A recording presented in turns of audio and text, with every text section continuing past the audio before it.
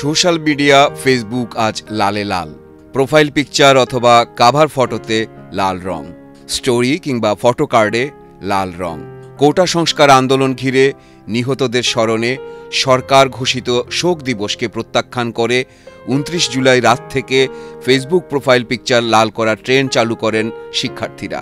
পূর্ব ঘোষিত কর্মসূচির অংশ হিসেবে ফেসবুক সয়লাভ হয়েছে লাল রঙের প্রোফাইল ছবিতে।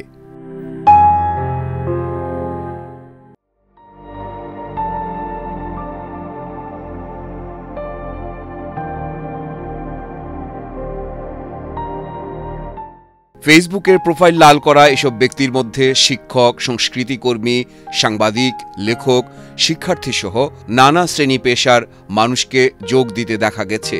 তাদের সঙ্গে যোগ দিয়েছেন এমনকি সাবেক সেনাপ্রধান ইকবাল করিম ভূঁইয়া, যা নজর কেড়েছে অনেকের। অন্যদিকে সরকার সমর্থকদের অনেকে ফেসবুক প্রোফাইলে কালো রঙের ফ্রেম জুড়েছেন।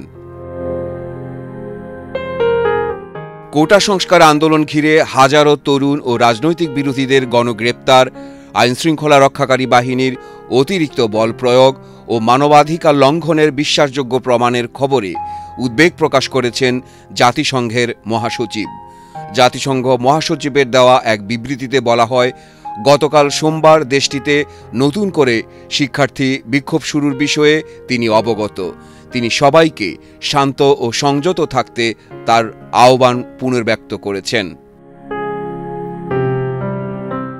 এদিকে মার্চ ফর জাস্টিস কর্মসূচি পালন করার ঘোষণা দিয়েছে বৈষম্য বিরোধী ছাত্র আন্দোলন। দেশের সব আদালত, ক্যাম্পাস এবং রাজপথে ৯ দফা দাবি আদায়ের লক্ষ্যে এই কর্মসূচি পালন করা হবে।